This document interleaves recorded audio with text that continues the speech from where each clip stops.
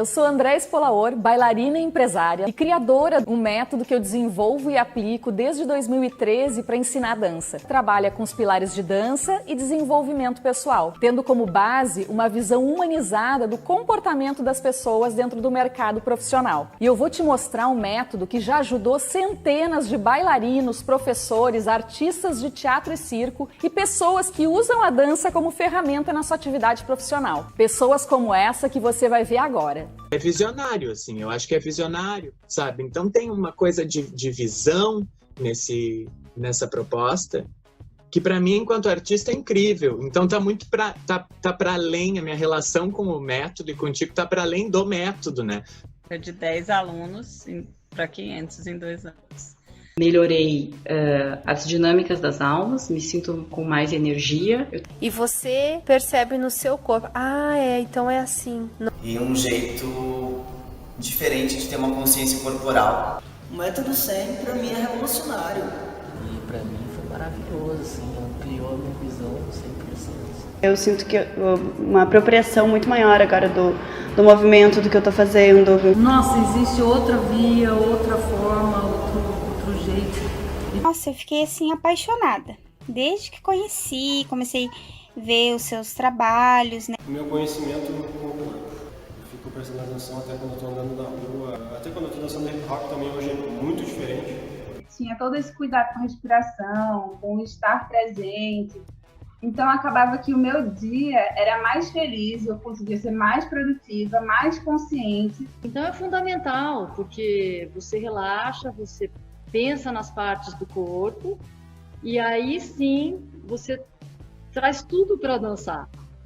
Para mim o método SEM é um mapa para dançar, para ser bailarina. Um olhar mais amplo de como trazer aquele movimento para fora. Eu fiquei meio que surpresa até comigo mesmo nessa aula de hoje.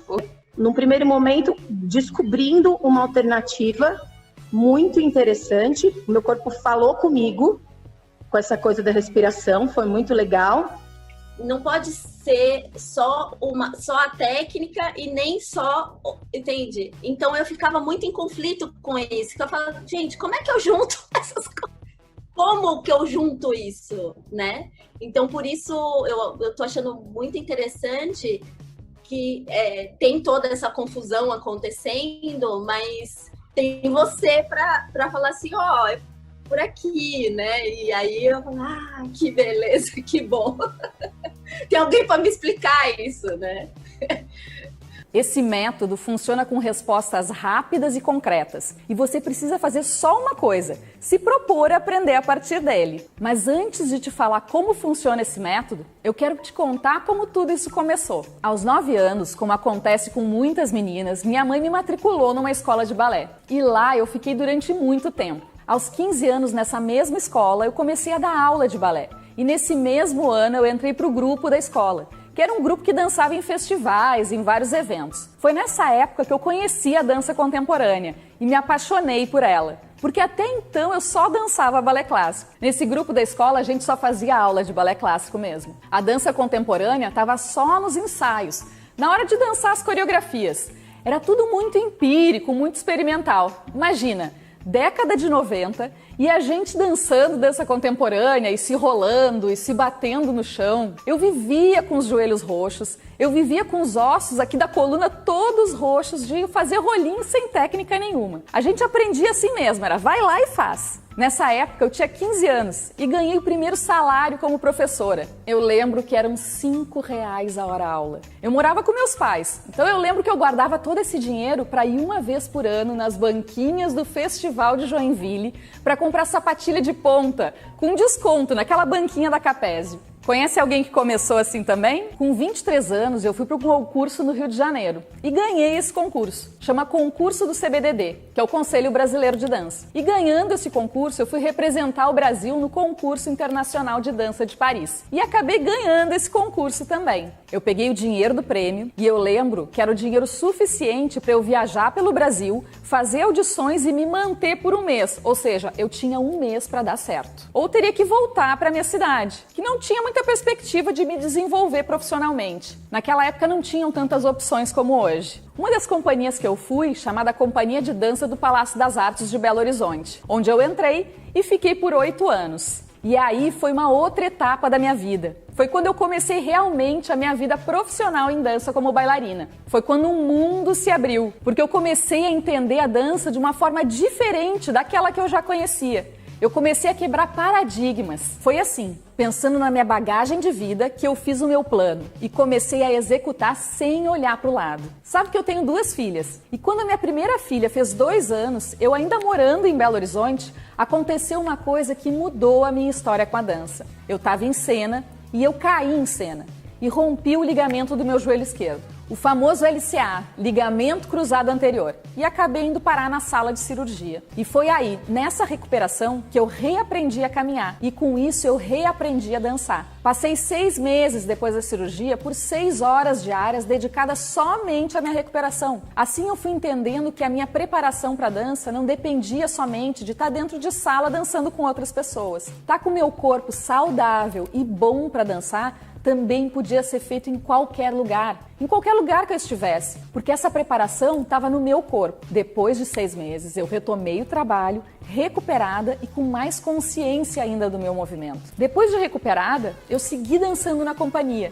E depois de um tempo, eu voltei para a cidade de Porto Alegre, que foi onde eu nasci. E aí mais um mundo se abriu. Eu comecei a trabalhar como bailarina e professora independente. Uma realidade completamente diferente. Existem alguns privilégios, sim, por estar em uma companhia profissional. Porém, existe um mundo de possibilidades muito grande fora dele. E foi que eu fui buscar. Mas eu ainda era muito inexperiente nesse novo lugar. E seguia nesse fluxo tentando entender como fazer diferente. Então aconteceu mais uma coisa. Eu fiquei grávida da minha segunda filha. Só que dessa vez foi uma gravidez de risco. Eu tinha que ficar em repouso e eu não podia me movimentar, porque eu corria o risco de perder o bebê.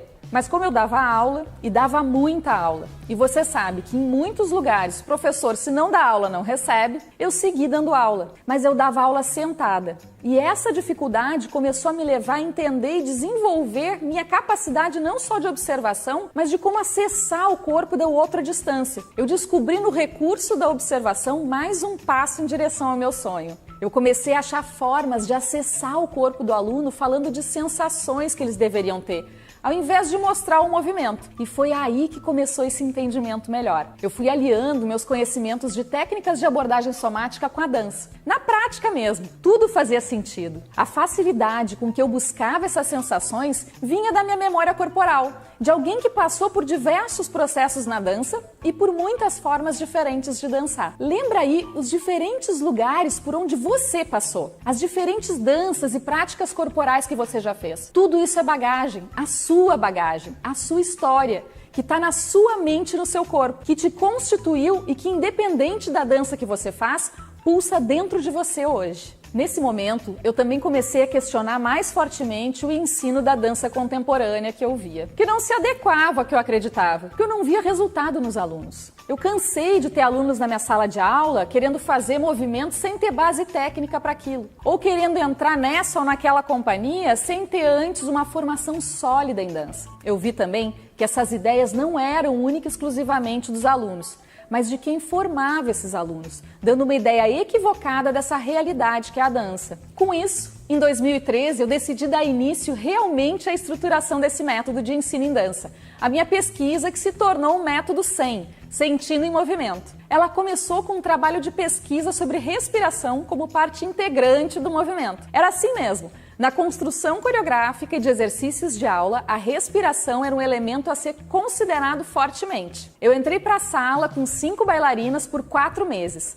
e depois, durante esse tempo, sozinha, para testar todas as informações que eu já tinha no meu corpo de bailarina, aliando a observação das correções mais recorrentes que fazia nos alunos. Foi assim, na prática, em sala de aula, que as 6 bases técnicas do método SEM foram construídas. Elas são respiração, força de centro, pontos de apoio, articulações soltas e musculatura firme, olhar e vetores de força. O método SEM hoje tem 3 pilares. E eu vou te mostrar em detalhes essa semana. O primeiro é a técnica, com 6 bases técnicas que são o link do seu corpo com a informação que você recebe. O segundo é a didática, os 5 passos de aprendizagem baseado na neurociência. E o terceiro, o aluno. Análise corporal e comportamental para acessar cada tipo físico-mental, tornando o processo de aprendizagem mais rápido e leve. Mas vamos falar agora do primeiro pilar, a técnica. Esse é um método que eu comecei a aplicar nas minhas aulas. E muitos alunos para quem eu dei aula, e foram muitos que passaram pelas minhas salas de aula nesses inúmeros grupos, companhias, escolas e ambientes online e presencial, enfim, muita gente. Eles comentam e falam comigo até hoje que em uma semana aprenderam muito mais do que em um ano fazendo aula em outro lugar. Então eu vi que esse método estava realmente dando resultados reais, bailarinos e para pessoas que passavam nas minhas aulas, em diversos lugares por onde eu passei. Foi então que, cansada, depois de um ano inteiro dando aula para uma turma de somente 3 alunos, eu decidi que isso não era uma forma saudável de viver da profissão que eu tanto estudei e me dediquei. Era inadmissível para mim ter todo esse conhecimento e estar presa a somente meia dúzia de pessoas dentro de uma sala e rezar para que me chamassem para algum trabalho ou algum projeto. Então, eu decidi difundir via online esse conhecimento para abraçar um número maior de pessoas. Foi então que surgiu o Dança e Saúde,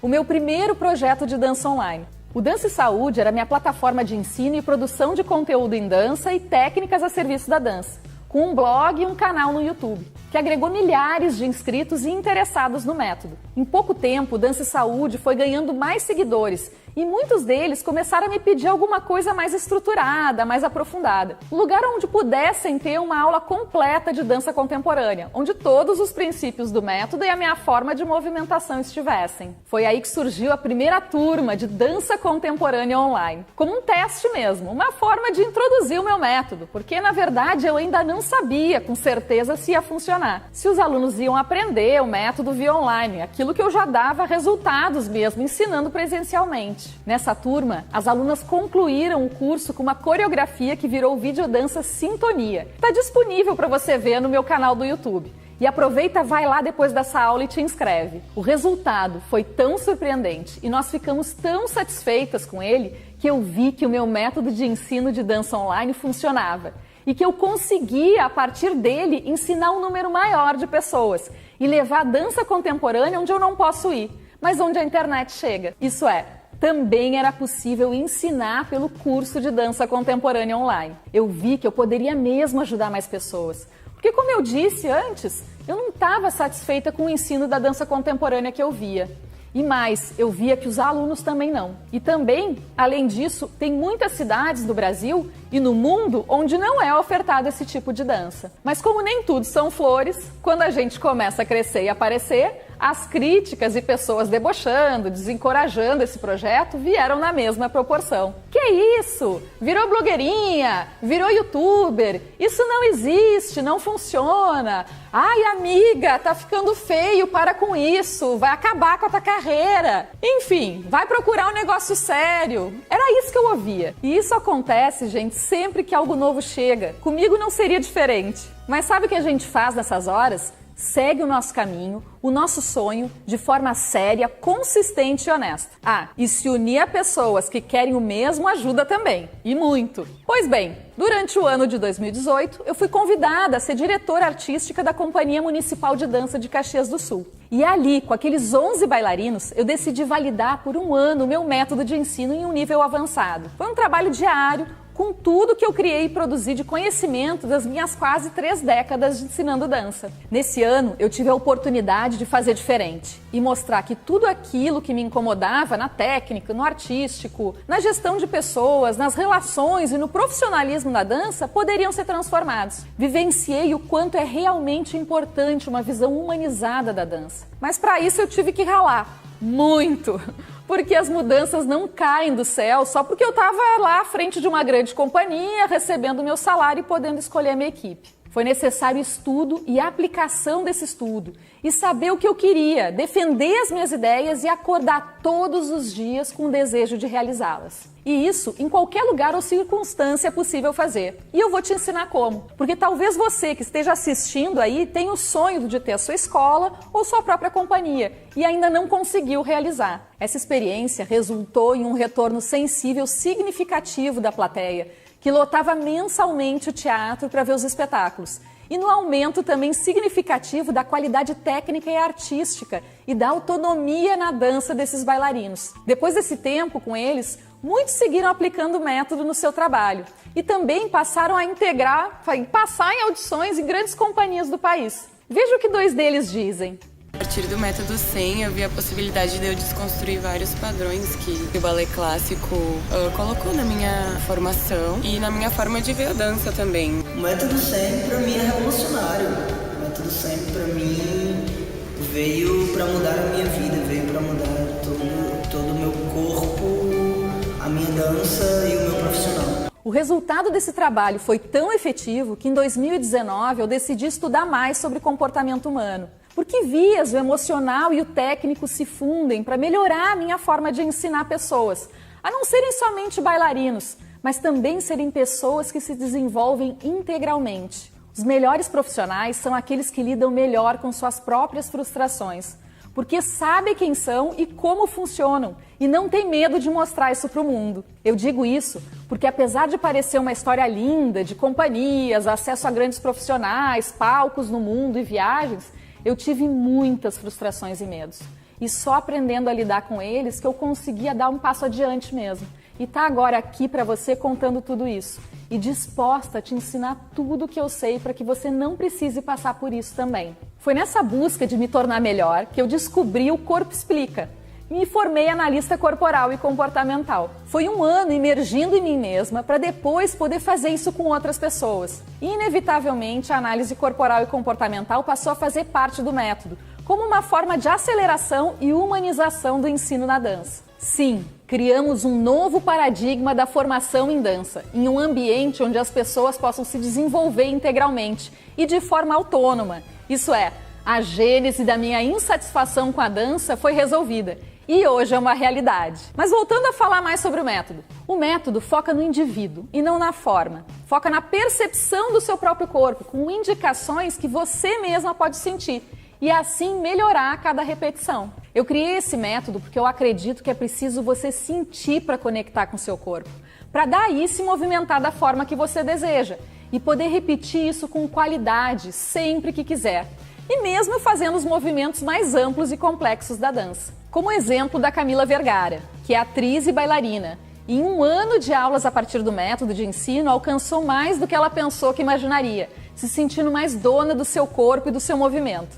Ela é uma atriz que trabalha com teatro de máscaras, então a movimentação precisa e a expressividade do corpo dela são muito importantes. Ou como exemplo da Carla, que é professora de dança numa escola de ensino formal, que ao entrar em contato com o método, além de renovar e atualizar suas aulas, voltou a ter um corpo mais forte e saudável, tendo mais proteção mesmo, para evitar lesões. O que eu vou passar para você é o resultado da minha experiência pessoal como bailarina, coreógrafa, diretora, professora de dança e analista corporal, além da experiência com vários alunos que eu já ajudei a acelerar o processo de aprendizagem, aumentando seus níveis técnico e artístico. Bom, mas agora você deve estar se perguntando: Deia, como funciona esse método? Mas antes de te mostrar o método, eu vou te mostrar o que você precisa saber antes de conhecer o método. Enquanto eu estiver te falando isso, eu quero que você pense se você já viu ou vivenciou alguma coisa dessas. Eu vou te mostrar como não se aprende dança contemporânea. Por que eu vou falar isso? Porque tem várias coisas que limitam o seu aprendizado.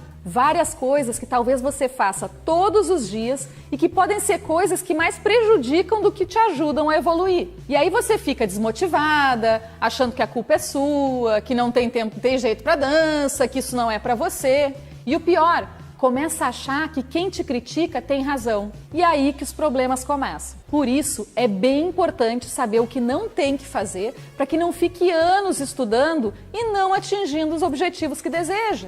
Não aprendendo de fato a dançar e nem a ensinar da forma que seus alunos evoluam do jeito que você gostaria. Então vamos lá. Eu fiz uma lista do que não funciona no ensino de dança. 1.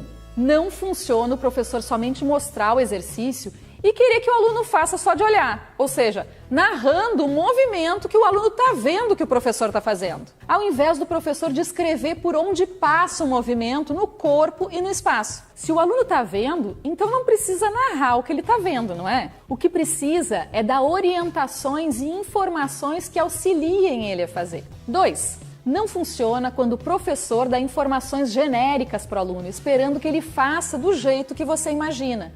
Informações como, sobe a perna, baixa o ombro, vai pelo centro, sobe o centro, vai mais rápido, vai com mais densidade e por aí vai. O aluno não vai adivinhar como isso é feito com qualidade se não conectar informações com o próprio corpo dele. Usar a subjetividade como recurso para o ensino é essencial, mas contar somente com ele não vai te levar onde você quer. 3. Não funciona quando o professor não motiva os alunos e fala, você não nasceu para isso, você não faz isso bem, isso não é para você. Essa história antiga de formar aluno abaixo de paulada não funciona.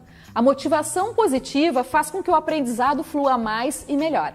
Então vamos apontar os pontos positivos de cada um individualmente e também os pontos que cada um precisa melhorar, mas sempre de uma forma firme e produtiva. E vamos pensar, se você não está conseguindo com que o seu aluno faça o que você imagina, o problema é do aluno ou seu? Talvez o problema seja os recursos que você tem disponíveis hoje para chegar a informação até o corpo dele. E aluno, comece a ouvir correções sem milindres, é tudo para sua evolução. 4. Como eu disse antes, é importantíssimo sentir o próprio corpo em movimento. Mas deitar todo mundo no chão e ficar horas sentindo só o dedinho do pé não é aula de dança, não vai te fazer dançar. Isso vem de um ensino da educação somática, que são técnicas que estão, e muito, a serviço da dança. Mas achar que você vai sair do chão e fazer o que vê aqueles bailarinos dos vídeos fazendo é um grande engano. Pode parecer óbvio, mas eu vou falar mesmo assim. Para dançar, é preciso fazer aula de dança. 5. Não adianta só dar aula de improvisação e dizer para o aluno que é aula de dança contemporânea. Para improvisar, a gente precisa de bagagem corporal e as aulas de técnica com exercícios estruturados e codificados são a melhor forma de ganhar repertório para improvisação em dança. Senão, você vai ficar eternamente na história da desconstrução do movimento. Ora, para desconstruir algo é preciso primeiro que se construa. E uma base técnica sólida te ajuda a criar depois. Além do que, você sai do círculo vicioso do meu movimento para se abrir ao movimento do outro e assim agregar informações no seu próprio corpo, para daí voltar para o seu movimento com mais propriedade do que faz e mais riqueza de expressão. Todo mundo ganha. Conclusão. Cometer alguns desses erros gera alunos dependentes do olhar e da aprovação do professor. Alunos frustrados que acham que não servem para dança. Alunos que acham que nunca vão chegar onde querem chegar. Alunos que passam anos dentro de uma sala de aula e não progridem, ou pior, acham que estão progredindo, mas não estão. Alunos que não conhecem o próprio corpo, portanto não sabem o que fazer com ele. Ou seja, se realizam algo da forma correta, não vão saber repetir. Gente que acha que dança contemporânea é só soltar o corpo livremente no espaço. E não tem nada de errado com isso, mas não é o que eu proponho com o meu método. Aqui, a aquisição de técnica atua no direcionamento consciente de energia do corpo, que por consequência dá mais expressividade, um corpo mais forte, mais saudável e mais consciente. Um corpo virtuoso, ou seja, capaz de fazer conexões físicas e mentais de qualidade enquanto movimento. E professora, imagina você ser reconhecida por ser aquela que alavanca carreiras de bailarinos, que ajuda as pessoas a se reconhecerem, evoluírem e se sentirem bem consigo mesmas. Eu sei que nem todos os seus alunos querem se tornar profissionais, mas eu sei que todos buscam se tornarem pessoas melhores. E eu ouso dizer que a dança tem esse poder mais do que qualquer outra prática corporal. Mas isso precisa começar em quem está na frente na sala de aula. Isso precisa começar por você. E eu tô aqui para te ajudar nisso. E como isso se dá na prática? Começando pelas bases técnicas. E fica aqui comigo que eu vou te explicar agora cada uma delas. Respiração. É por onde o método começou. Os orientais têm a respiração como uma forma de conexão do mundo que se vê com o mundo que não vemos. Ela é a nossa principal fonte de energia vital. Nós podemos dividir a respiração em diafragmática, respirar inflando a barriga, torácica, enchendo os pulmões e separando as costelas, e clavicular, suspendendo as clavículas, subindo os ombros, para eles darem mais espaço para entrar mais ar nos pulmões. E essa aqui acontece geralmente quando a gente está ofegante. Em algumas posições com o corpo curvado para frente, você pode perceber o movimento das costas enquanto respira. Respirar é tão natural e automático que dançando, você só percebe que a respiração mudou quando a respiração clavicular é acionada. O método te dá recursos para fazer perceber a sua respiração e fazer escolhas na hora de dançar, te dando mais capacidade cardiorrespiratória, mais expressividade, mais conexão com as suas emoções. E para concluir essa primeira base técnica, eu vou te deixar um desafio. Comece a perceber pelo menos 3 vezes no dia como está a tua respiração. Força de centro. O corpo tem vários centros de gravidade, mas o centro de força é um só. Ele pode ser chamado de core, centro de energia, centro do poder pessoal, chi. Aqui eu chamo de força de centro e a gente está falando da mesma coisa, tá bom? A força de centro é uma questão para a dança e principalmente para a dança contemporânea, que tem como característica o aprofundamento do conhecimento do corpo. Na minha carreira como bailarina, eu tive a oportunidade de ter excelentes instrutores de Pilates, que me proporcionaram o conhecimento da força de centro, engajada com o corpo inteiro em movimento. A partir desse conhecimento aplicado, eu desenvolvi toda a minha movimentação de dança com consciência, trabalhando não só a potência física, mas também a energética e a emocional, conectando sempre as informações externas e as informações no corpo para acabar de vez com as dúvidas do vai pelo centro, sobe o centro. Pontos de apoio. O trabalho de chão é característica presente na dança contemporânea. Portanto, a diversidade de pontos de apoio do corpo é maior. Sem falar quando você dança duos, apoiando no corpo do outro. Ou até da evolução da percepção do ponto de apoio do corpo no ar, que se desenvolve com a percepção de espaço. Se você der atenção às mudanças constantes dos diversos pontos de apoio do corpo enquanto você dança, ou seja, as transferências de peso, você vai passar a perceber e melhorar cada um deles, melhorando o seu equilíbrio dinâmico e adquirindo a famosa densidade de movimento. O objetivo aqui não é classificar e nem enumerar os diferentes pontos de apoio. Eu não vejo nenhum benefício prático numa coisa dessas. O que eu busco é ampliar a percepção do peso das partes do corpo na superfície de contato, seja ela o chão, o corpo do outro, um objeto e até o ar.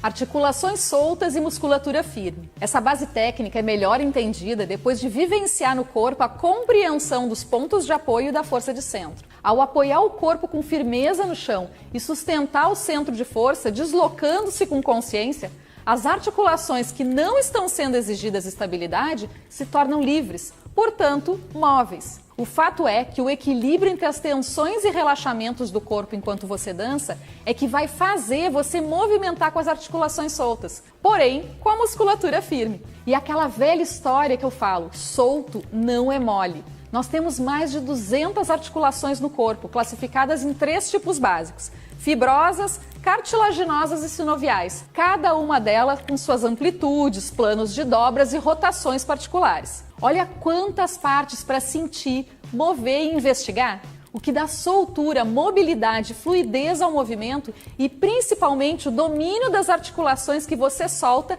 ao ativar as musculaturas que estabilizam as partes do corpo que servem de sustentação. Olhar. Por que colocar o olhar como uma base técnica? A qualidade com que olhamos atua diretamente na presença. Quando olhar para uma plateia, para um colega de cena ou para um adereço na mão, perceber a direção do olhar, ter expressão no olhar. Isso deve ser levado em conta como correção de movimento, assim como pernas, braços, giros e saltos. Você já percebeu que quando está aprendendo alguma coreografia ou exercício, você fica parado assim, fecha o olhar, fica pensando em como fazer para pensar bem no que está fazendo? Pois é, tem gente que nunca sai dessa fase e daí a expressividade não acontece. Com o tempo, eu fui refinando na prática o domínio da qualidade do olhar e ampliar o que isso significa. O olho humano pode distinguir cerca de 10 milhões de cores e é capaz de detectar um único fóton. Imagina a quantidade de informações que entram pelos nossos olhos todos os dias. Não é à toa que são chamados de janela da alma. Esse órgão tem inúmeros músculos responsáveis pelos movimentos oculares e, por isso, assim como todos os outros músculos do corpo,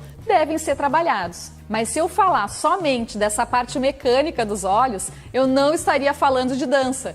Então há que se pensar nessa janela da alma também como ferramenta expressiva. Vetores de força. Os vetores de força, dentro das bases técnicas do método, eu trato como a direção do movimento das diferentes partes do corpo simultaneamente. E a forma como eu direciono as minhas energias física e psíquica. É a união de todas as outras bases técnicas. A definição no dicionário de vetor é segmento de reta orientado com direção, sentido e módulo. Mas como se comporta o corpo através do reconhecimento dos vetores de movimento se ele é feito de curvas e espirais? Somando os diferentes vetores que atuam ao mesmo tempo no corpo que move, nós chegamos a essas curvas, chegamos a estabilizações e mobilizações do corpo que dança. Para isso, o vetor de energia psíquica deve ser ativado, no sentido de levar a atenção para aquilo que demanda atenção. E também para onde eu quero que a atenção da plateia esteja. Como eu disse, é a união de todas as outras bases técnicas e, portanto, a mais complexa de se entender. Pois é essencial ter uma prática bem orientada, que une tradição, inovação, pesquisa e investigação. E o mais importante, o resultado comprovado, como que eu tenho tido com os meus alunos. Agora imagine você se reconhecendo através da dança e podendo melhorar cada vez mais por conta própria. Isso se chama autonomia e, inclusive, vai ajudar seu professor, professora de dança a aumentar o nível das suas aulas. E vai te ajudar também a entender melhor os exercícios e coreografias que são passados para você. E você que dá aula de dança, imagina poder acessar o corpo e o movimento do aluno de forma que ele se movimente do jeito que você imagina. Todos ganham com isso. Bem, eu acredito muito em transformar o mundo através da dança, sabe? Muito, assim. E acho que o teu trabalho tem essa potência.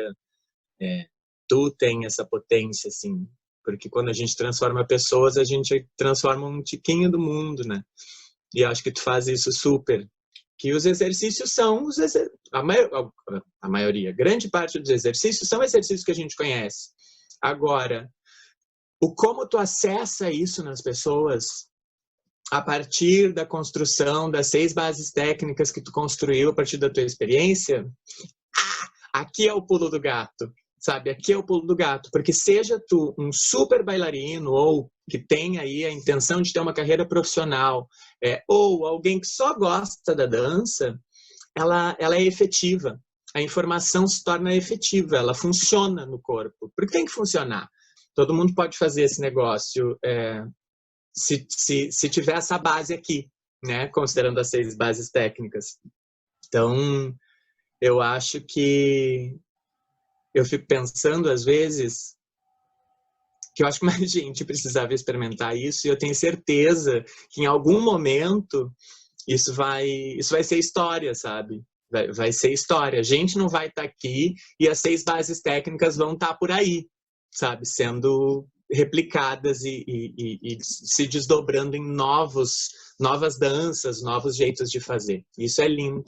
Na aula, eu vou te mostrar como é possível você aprender a dançar com autonomia e qualidade, independente da sua idade, formação em dança e tipo físico, e ainda se posicionar no mercado da dança como uma professora do futuro, antenada às oportunidades e sabendo como e por onde agir para viver do seu sonho, a dança. O método pode aprimorar a sua técnica, melhorar o condicionamento físico e te dar mais consciência corporal, assim como fez com o bailarino e performer André Tassinari, que hoje atua em São Paulo. Você pode ampliar a sua visão de corpo, achando novas possibilidades, mesmo não sendo da dança, assim como fez o malabarista Matheus de Oliveira, de São João da Boa Vista. Ou como a Janaína, que achou no método um caminho bem completo para aprender a fazer e ensinar desde os exercícios mais básicos até os mais complexos, adquirindo consciência corporal e passando a ensinar isso aos seus alunos. Só para citar algumas das centenas de pessoas que eu ensinei ao longo dessas quase 3 décadas. Na primeira aula, nós falamos bastante de questões técnicas e de como não adianta você fazer pirotecnias na aula e se bater todo no chão e sair suado e vazio. E nem se deitar no chão por um tempão, só sentindo o dedinho do pé e depois querer levantar para dançar. O ensino de dança mudou e eu tô aqui te convidando a me acompanhar nessa jornada com tudo que você já tem de experiência e te ajudar a te tornar uma profissional de dança do futuro. As bases técnicas técnicas são preciosas e determinantes para você conhecer melhor o seu corpo e adquirir qualidade de movimento e autonomia na dança. Elas são também o caminho por onde eu analiso e corrijo os movimentos. A construção base do método, aprender a respirar com consciência, te leva a movimentar com consciência. Ao movimentar com consciência, você muda a sua fisiologia e de uma forma muito específica, que por consequência muda o seu padrão de pensamento e assim a sua forma de agir, de forma potente, clara e precisa, porque é esse caminho que vai te ensinar a produzir energia de vida para você ter mais segurança e se posicionar profissionalmente, para daí usar todas as técnicas de dança a seu favor. Muitos dos meus alunos usam essas bases na sua carreira. Uma vez que você aprende e entende no seu corpo, nunca mais esquece. E para ficar ainda mais fera nos conhecimentos práticos e comprovados do meu método de ensino, nessa aula eu vou te explicar com base na neurociência porque até hoje você não alcançou a qualidade técnica e artística que gostaria. Ou você, professora, não consegue saber onde acessar, por onde acessar o corpo dos seus alunos para eles dançarem do jeito que você imagina. Eu vou te mostrar agora mais uma peça do quebra-cabeça que constrói essa ponte. Como eu sempre digo, para dançar é preciso fazer aula de dança. Não é mágica, não é uma pílula mágica que você toma e sai dançando. A primeira coisa que você precisa saber é que o método é um processo, uma sequência de ações que vão agregar tudo o que você já sabe a novos conhecimentos, que vão te levar ao ganho de autonomia do seu corpo e movimento, gerando capacidade de evoluir técnica e artisticamente e sabendo passar esses conhecimentos para outras pessoas, na prática mesmo, seja no ambiente online ou presencial. Eu vou te contar agora a ciência por trás do aprendizado na dança. Não saber, não sentir o que você faz com o seu corpo e dançar a qualquer custo pode gerar lesões e em casos de alto rendimento pode gerar lesões sérias, como a que eu tive no meu joelho quando rompi o ligamento cruzado e tive que operar. Mas você deve estar pensando, tem gente que consegue chegar num alto nível dançando e não se machuca. Ou faz coisas que eu não consigo fazer, pelo menos não com qualidade. Sim, é verdade, mas essas pessoas fazem parte de um pequeno grupo que tem heranças motoras mais próprias. Por que surge um Baryshnikov, uma Sylvie Guilhem e não milhares deles? Porque tem pessoas que possuem heranças genéticas com sensores, proprioceptores numa dose maior. E esses proprioceptores dão a essas pessoas a capacidade de ler o seu próprio movimento com mais rapidez, com mais percepção, com mais interiorização. E outros, infelizmente, sofrem talvez por ter menos sensores. O sensor reside nas articulações e define para o seu sistema nervoso central se o seu corpo está assim, assim ou assim. A forma que o seu corpo adquire dançando. Esses sensores levam ao cérebro informação de qual posição ele está naquele momento. Agora imagina isso tudo realizando os movimentos mais complexos como os da dança. Mas a boa notícia é que isso pode ser treinado, desde que você receba as informações corretas de sensação e percepção do próprio corpo e o que fazer com elas enquanto você dança. Além, é claro, de se conectar com o desejo real de dançar com mais qualidade e autonomia. Se isso não fosse verdade, não teria uma enorme lista de bailarinos que não nasceram com essa característica e que se destacaram nas suas carreiras. Mas como isso acontece na prática? Gregory Kermans, da Brain Academy, que é perito em neurocognitividade, fala da neuroplasticidade e o aprendizado a qualquer momento da vida. A neuroplasticidade é a capacidade que os neurônios têm de criar novas conexões ao serem expostos a uma determinada experiência. É uma característica única que faz com que os circuitos neuronais sejam maleáveis. A neuroplasticidade está na base da formação de memórias e da aprendizagem, bem como na adaptação a lesões. Lembram lá na primeira aula que eu reaprendi a caminhar e com isso eu reaprendi a dançar? Então, há um tempo atrás se acreditava que somente na fase de crescimento essa capacidade era desenvolvida. Hoje se sabe que em qualquer idade, a qualquer momento, você pode decidir aumentar suas conexões cerebrais, sejam elas intelectuais ou motoras, ou seja, você pode melhorar a sua forma de dançar e, por consequência, a sua própria vida. Isso desde que você tenha uma prática constante e bem orientada. Ou seja, é possível aprender e se aperfeiçoar em algo a qualquer momento da vida, desde que você pratique com constância e consciência. E você deve estar se perguntando, tá, Andréia, eu entendi que eu posso aprender a qualquer momento da vida, mas como? De que forma isso acontece? Qual é o caminho? Fica aqui comigo que eu preparei mais um conteúdo para você, que você vai poder levar para a prática hoje mesmo. Anota aí, é o segundo pilar do método, a didática. São os 5 passos para aprender dança com propriedade. Aprender a dançar não é só decorar passos. Para isso, nós criamos essa aula que vai te contar com base na neurociência como você aprende a dançar com propriedade. Esse é um recorte, é a pontinha do iceberg quando falamos de neurociência. Mas vamos lá, eu vou te mostrar na prática o necessário para você entender o processamento dessas informações no seu corpo. O cérebro é formado por 3 partes, o famoso cérebro trino, dividido em cérebro reptiliano, sistema límbico e neocórtex. O reptiliano é responsável por todo o nosso processamento autônomo. Ele é o nosso cérebro mais primitivo. Quando a coreografia está orgânica no corpo, quem processa essa informação é o cérebro reptiliano. Esse é o cérebro responsável por todo o nosso processamento de sobrevivência, como respiração, batimento cardíaco, piscar o olho, fome, sede, tudo que é autônomo. O nosso cérebro é um sistema programado para funcionar em alta performance. Isso quer dizer fazer mais com menos. Você já ouviu alguém falando na sala de aula para fazer o mínimo de esforço para movimentar? Pois é, na verdade é o esforço necessário para realizar um movimento e não o ato de fazer pouco esforço somente. O sistema límbico é o conhecido como cérebro das emoções. É por ele que a informação chega. Quem faz a primeira análise das informações. Ele busca no hipocampo, local onde estão armazenadas as memórias, se essa informação é nova ou já conhecida. É onde está guardado o nosso repertório de vida e, é claro, o nosso repertório de movimento. O neocórtex é o cérebro racional, que faz as análises lógicas, processamentos complexos e novas informações precisam ser processadas por ele. Ele é solicitado quando você está aprendendo uma nova coreografia. Esses 2 cérebros juntos formam 2 formas de processamento cerebral. O sistema 1, que é o rápido, paralelo, automático, dirigido por emoções e associações. E o sistema 2, que é o lento, sequencial, deliberativo, baseado em regras que utilizam cálculos conscientes para tomada de decisão. Quanto você mais pratica um movimento, a tendência é diminuir a necessidade de pensar em como fazer esse movimento. Isso explica a força exagerada que você faz quando está aprendendo um novo movimento. Quanto mais você pratica um movimento, a tendência é diminuir a necessidade de pensar como fazer esse movimento. Isso explica a força exagerada que você faz quando está aprendendo um movimento novo. E à medida que ele vai se tornando orgânico no corpo,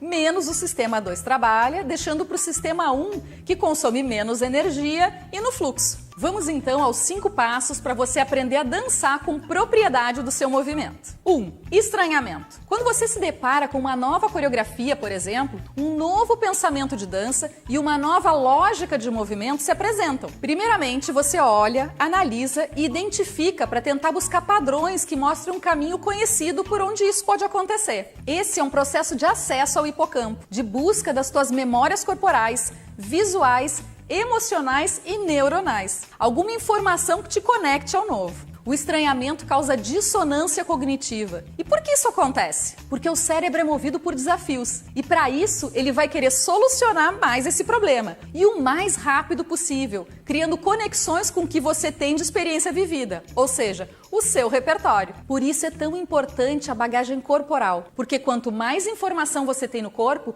mais e melhor você consegue agregar novas informações a ele. 2. Assimilação. A assimilação começa quando você se depara com a nova coreografia e busca nas suas experiências vividas situações similares, ou seja, na sua bagagem corporal. Porém, se não há identificação de padrões conhecidos, o cérebro compreende que esse é um grande desafio e encaminha para a área racional, que é mais lenta, gasta mais energia, e isso explica porque quando você está aprendendo uma nova coreografia, você tende a fazer muito mais força mental e física. A quantidade de energia a ser gasta para aprender depende novamente do seu repertório. E aqui eu faço um parêntese para citar o meu queridinho Einstein. Todo esse processo explica essa célebre frase dele: insanidade é fazer a mesma coisa e esperar resultados diferentes. 3. Adaptação. Ela sempre vai acontecer de 2 formas. Ou ela é mais familiar, como uma adaptação quase orgânica, onde a aprendizagem é muito mais rápida e fluida, ou muito distante da sua bagagem corporal e de dança, onde é mais difícil e algumas vezes pode parecer impossível. Aqui a repetição se faz muito necessária, até chegar a hora da virada, quando o corpo encontra um meio de solucionar esse desafio e passa para o próximo estágio. 4. tornar orgânico. Aqui realmente tudo parece mais fluido. A coreografia já está internalizada, o caminho neural foi feito, essa estrada foi tomada e formada e consolidada. Toda essa informação foi processada no sistema 2 e agora foi enviada para o sistema 1, que é o sistema autônomo, rápido, que consome menos energia. Nesse estágio, parece que a coreografia sempre esteve dentro de você. E o quinto, manter vivo no corpo e na mente. Na natureza, tudo que não é utilizado perde efeito. No nosso corpo também funciona da mesma forma, como uma estrada que é aberta no meio da mata. Se essa estrada não é constantemente acessada, as árvores começam a crescer, a grama toma conta e pode até voltar a fechar esse caminho. É assim que acontece dentro do nosso organismo. O que não é utilizado e vivido constantemente perde a razão de existir. Então, se você não fizer os ensaios constantemente, essa estrada pode fechar. Por isso que eu sempre falo, para dançar é preciso fazer aula de dança. Tem que praticar sempre e sempre trazer novos desafios para seguir progredindo. Conclusão, a aquisição de técnica e o consequente virtuosismo, ou seja, as conexões que o corpo faz enquanto movimenta, é a habilidade de usar o mínimo de energia para realizar cada vez mais e assim atingir a alta performance. Quanto mais bagagem corporal você tiver, mais fácil e rápido vai se tornar o aprendizado na dança. Por isso a história que você construiu até chegar aqui é tão importante. E a velocidade e a qualidade com que o aprendizado acontece depende em grande parte de ser bem orientado. Mas você que vive em sala de aula sabe que cada um aprende e se comporta de forma diferente. Assim como cada pessoa também tem um formato de corpo diferente. E sabia que o formato do corpo das pessoas explica que tipo de mente elas têm? E que isso influencia no aprendizado?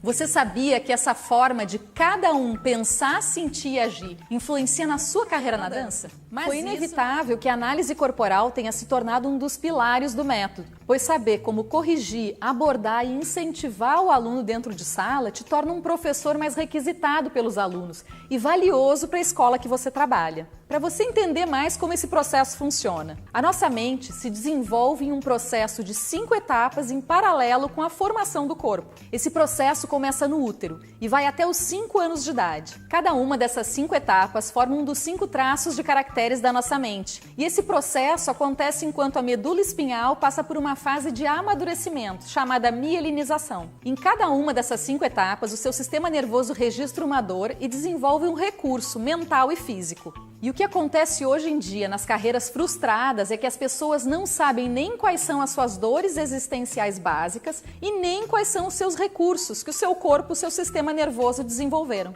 E quais são as 5 dores básicas que são registradas no nosso sistema nervoso e a fase em que elas acontecem? Rejeição, na fase do útero, abandono na fase da amamentação, manipulação após o desmame, já nas primeiras interações com o mundo além da mãe, humilhação no período do desfraude e traição ou exclusão na fase do surgimento da sexualidade, por volta dos 5 anos de idade. Todos nós passamos por essas 5 fases na nossa primeira infância. E se você prestar bastante atenção, cada uma dessas 5 dores ou sensações básicas que estão registradas no nosso sistema nervoso, vira e mexe, estão presentes no nosso dia a dia. Cada etapa dessa tem uma explicação técnica e físico-biológica. Mas vamos fazer um resumo breve para você entender. Nas 5 etapas de formação dos traços de caractere da nossa mente, a primeira começa no útero. E quem passou por uma gravidez complicada vai ter o traço de caráter esquizoide mais forte na mente.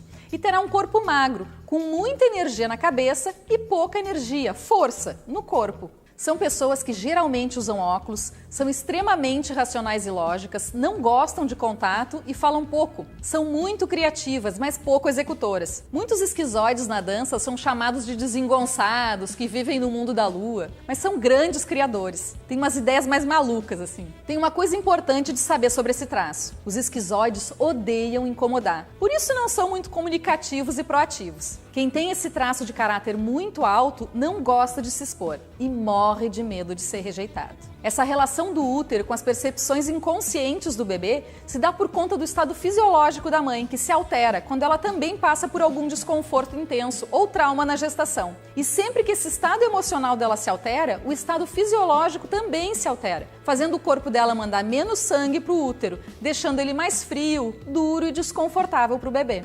Vamos para a segunda etapa, que é quando a criança nasce, sai do útero e vai para a fase de amamentação. E quem passou por essa fase mamando de menos, tem um traço de caráter oral mais alto, que vai dar para o corpo o formato mais arredondado, muitas vezes com aspectos infantis e com um olhar que conecta muito. São pessoas extremamente comunicativas, nome oral já é bem sugestivo, né? Adoram contato com pessoas, não conseguem ficar sozinhas muito tempo, são pessoas extremamente sentimentais e morrem de medo de serem abandonadas. Os orais são os que mais têm carisma em cena e têm a maior capacidade de improvisar na dança. Eles não se preocupam tanto com o erro, mas com o prazer em dançar e estar com outras pessoas também. A terceira etapa de mielinização da medula forma o terceiro traço de caráter. E eu não quero que você se assuste com o nome. É o traço de caráter psicopata. E eu não estou falando aqui daquele que você viu nos filmes, nas novelas. É apenas um nome científico. Não tem nada a ver com o transtorno, o psicopata do transtorno mental, tá bom? Ele se forma quando a criança já tem controle da parte superior do corpo. Ela já controla bem o tronco, mas ainda não controla bem as pernas, porque a mielinização da medula ainda não desceu o suficiente. Quem tem muito desse traço de caráter vai ter o corpo em forma de triângulo invertido, maior em cima e menor embaixo. Até o rosto fica triangular, com queixinho mais pontudo. São pessoas extremamente articuladas, gostam de negociar, liderar e criar planos, mas não são pessoas executoras. Eles preferem que os outros façam. Eles mandam muito e realizam pouco. Os psicopatas podem se tornar grandes produtores, porque essa capacidade de articular entre as pessoas fazem eles ter a visão do todo e saber que pessoa é perfeita para cada cargo. Outra característica importante para a mente desse tipo de pessoa é que são pessoas mais frias, que não mostram seus sentimentos e não têm muita facilidade de se interessar pelos sentimentos dos outros. O grande medo dos psicopatas é se sentirem manipulados e usados por outras pessoas. E agora você já deve estar começando a perceber o quão importante é saber como uma pessoa funciona olhando para o formato do corpo dela. Com esse conhecimento, você vai lidar melhor com seus alunos, seu coreógrafo, sua direção, sua equipe e principalmente com você mesma. Vamos então para o quarto traço de caráter que se forma na nossa mente e fica registrado no nosso sistema nervoso enquanto o nosso corpo se desenvolve. É o traço de caráter masoquista. Não se preocupe que também não é aquele dos filmes. O traço de caráter masoquista se forma durante a fase do desfraude, quando a criança ainda não tem o controle do esfíncter anal e se sente humilhada por fazer cocô nas calças e receber uma bronca e uma reprovação na frente das outras pessoas. Pessoas com traço de caráter masoquista muito alto têm o formato do corpo mais quadrado, preparado para suportar peso e guardar coisas dentro de si. Elas têm o formato do bumbum mais amassado, trancado e muitas vezes trancado com tanta força que os pés acabam virando para fora. Tudo isso para evitar fazer merda. Por isso, são pessoas extremamente metódicas e atentas aos detalhes. São pessoas mais lentas, mas são muito fortes e constantes. Emocionalmente, são pessoas sensíveis, que sentem, mas não demonstram. Elas guardam tudo dentro de si. O maior medo do masoquista é falhar e ser exposto. E isso vai fazer com que ele se sinta muito humilhado. Então esse tipo quadradinho de aluno é melhor chamar num canto para corrigir. Assim ele não se sente humilhado na frente dos outros e vai render muito mais. Assim ele vai saber todos os detalhes e correções e dificilmente vai errar. O último traço que se forma é o traço de caráter rígido. Ele se desenvolve na fase em que a mielinização do sistema nervoso atinge o ponto final da coluna, dando ao aparelho reprodutor sensibilidades novas. É nesse momento que a sexualidade surge na vida, na mente e no corpo humano, fazendo com que o menino se conecte mais com a sua mãe e a menina com o seu pai, formando o que o Freud descreveu como triângulo de Édipo. Pessoas com esse traço de caráter evidente desenvolvem um corpo e uma mente extremamente competitivos. A menina perdeu seu primeiro grande amor, o seu pai, para sua mãe, e o menino perdeu para o seu pai. Por isso, o corpo e a mente ficam tão competitivos. E como esse traço se forma na fase do surgimento da sexualidade, o corpo ganha formas e aspectos muito atraentes, que por sua vez fazem com que essas pessoas sejam muito exigentes. E só no início dessa explicação você já pode perceber que é um dos traços mais presentes na dança. Aquelas pessoas com musculatura delineada e capacidade de execução e competitividade muito altas. Como esse traço se desenvolveu em uma relação triangular, onde a criança tentava formar um par com quem já tinha um par, o seu pai ou sua mãe, na vida, na carreira e nos negócios, pessoas assim se dividem sempre e têm muita dificuldade em focar em uma única coisa, o que no caso da escolha da carreira atrapalha ainda mais. Lembra aquela fase do vestibular? Caso ou compro uma bicicleta? Faço dança ou faculdade? Quem tem o traço de caráter rígido muito alto vive com medo de ser traído, trocado ou excluído das relações. Ser perfeito é uma coisa muito importante na vida desse tipo de pessoa. Todos nós temos esses 5 traços no nosso corpo e na nossa mente, distribuídos em quantidades diferentes. Por isso, nós temos formatos de corpo diferente e formas de pensar, sentir e agir também. Entender dos traços e saber analisar o corpo dos seus alunos vai acelerar os resultados em sala de aula e ainda tornar mais leve o ensino de dança, sabendo como evitar as dores dos traços e como utilizar bem os recursos que vocês têm e não sabem que têm, por isso não utilizam. Sabendo como acessar cada aluno individualmente vai fazer com que eles se sintam mais à vontade, aprendam melhor e isso gera uma fidelização desses alunos e, consequentemente, salas de aula mais cheias e receita recorrente. E tem uma coisa importante. Existe uma diferença entre ser refém do que o aluno quer e enxergar ele como é. Você pode ser firme, exigente, mas sem destruir o mundo interno daquela pessoa que está ali na tua frente, querendo aprender e melhorar. Você é referência para ele. A sua aula de dança não deve ser um fim, mas um meio para acessar o que mais importa, o corpo e a mente do seu aluno. Por isso, a importância dos 3 pilares do método. A técnica, que é o link de informação externa com o corpo, a didática, o passo a passo da aprendizagem pelo corpo, e o aluno, a forma como cada tipo físico-mental apreende informações no corpo.